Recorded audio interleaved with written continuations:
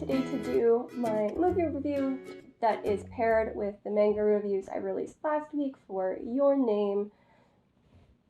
It follows exactly the same plot as the manga, as these were released in conjunction with each other, and I'm fairly certain that the books were written after the screenplay was. I'm not 100% sure, but I'm pretty sure the movie was written and the books were written as extra material. There's really not a lot of extra stuff in it, but I digress.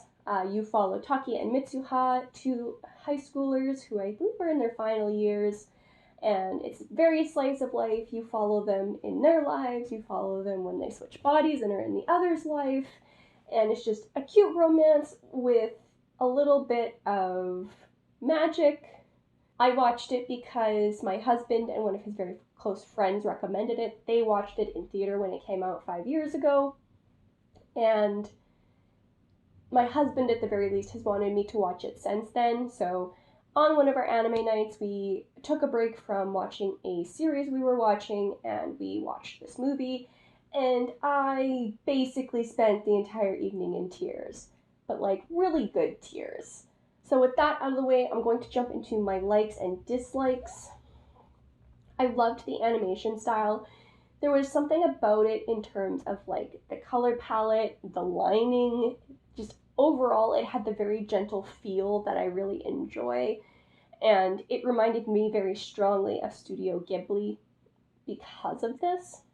And it's not like they're exactly the same. They just have a similar overall vibe, especially when paired with like the wholesomeness of the story, and it's just something that just really hit the spot for me.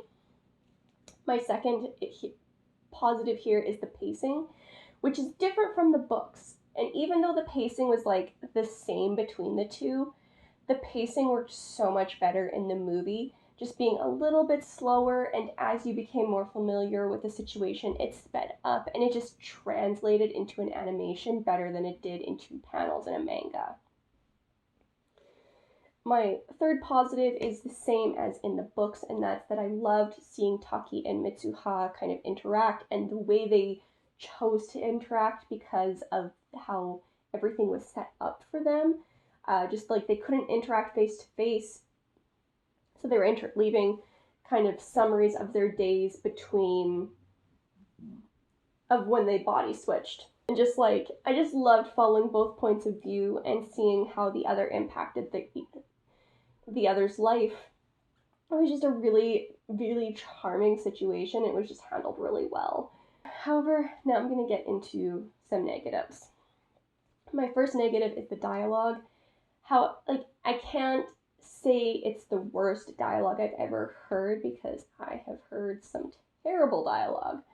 That being said, I think the big thing here is that we were watching a dub, and just the way that some of the characters were talking, it felt very unnatural compared to, say, the way I speak English. And so there were just some turns of phrase that sat very poorly in English, where I don't know that they would have necessarily sounded as strange in Japanese. And then my second negative is that I wish some of the side characters had more screen time.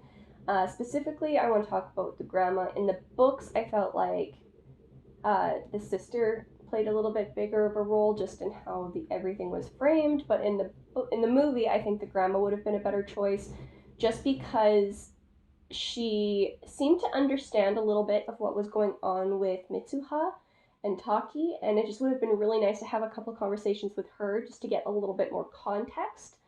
The fact is that they ended up leaving it pretty like open-ended, like you don't really know what caused the body switching, and that was fine. It's just, I feel like the grandma could have played a lot better role in terms of like context for like what was going on. And to be completely honest, I really don't have any other negatives. I'm not saying this was like a flawless movie, but the two negatives I mentioned were really the only ones that upset me about the movie. So I'll just move on to the characters here then. They were super cute, they were gentle. Basically everybody was a little cinnamon roll except for a few characters. As I mentioned already, I really loved the way that Mitsuha and Taki interacted. Not so much like what they said, but like what they were doing for each other and how their actions played out farther down their lives. The side characters were largely just very fun and sweet, and I enjoyed following them. The only thing is, like I said, that a few of them, especially the grandma, probably could have used a little bit more screen time just to flesh out the story a bit more. But it also wouldn't be necessary. I think the movie was a really good length and a good pace, so really nothing there to say. And the few characters I disliked, you were definitely supposed to dislike them. They were just grumpy little butts, and that's how they came off. So really no complaints there. And that's all I really have to say about the characters without getting really, really deep into it.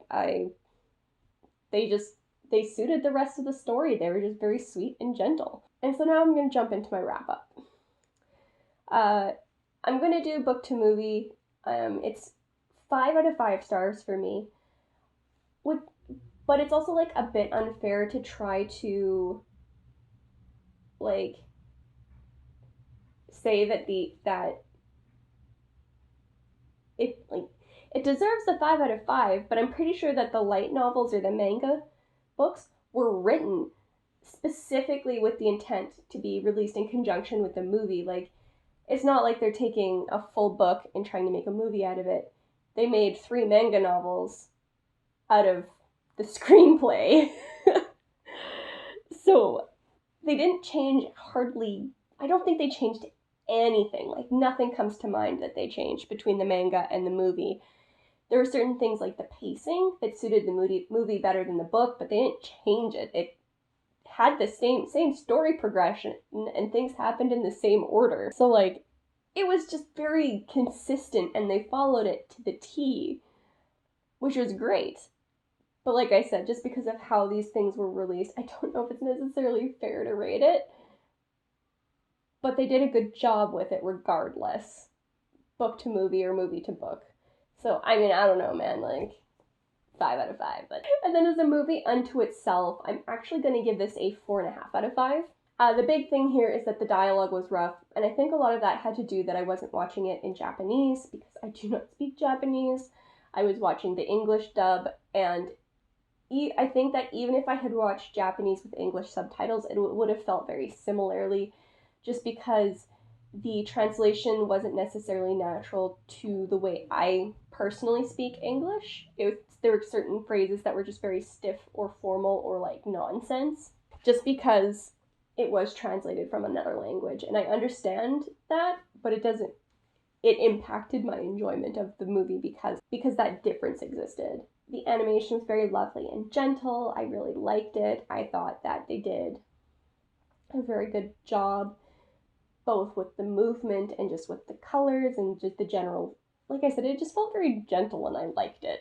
Like, overall, this was just a very lovely movie. It was sweet. It was by turns heart-wrenching and heartwarming. I think I spent the last 20 minutes of this movie in complete tears. Like, I watched it and I was just in the mood for this kind of movie, I guess. Like, I don't know. It was a good time. And if you guys are looking for something that is sweet and charming and romantic with these two teenagers that, while they're teenagers, they're not like super cliched, awful people, I recommend this to you. Either pick up the manga, it's just 3 volumes, or watch the movie. I think it's about an hour and a half, 2 hours. The movie, I think, is available on Funimation. I'm not sure if it's the dub or the sub or both that's available there, but that's where it's available. And with that, I will end here and see you guys in the next video. Peace.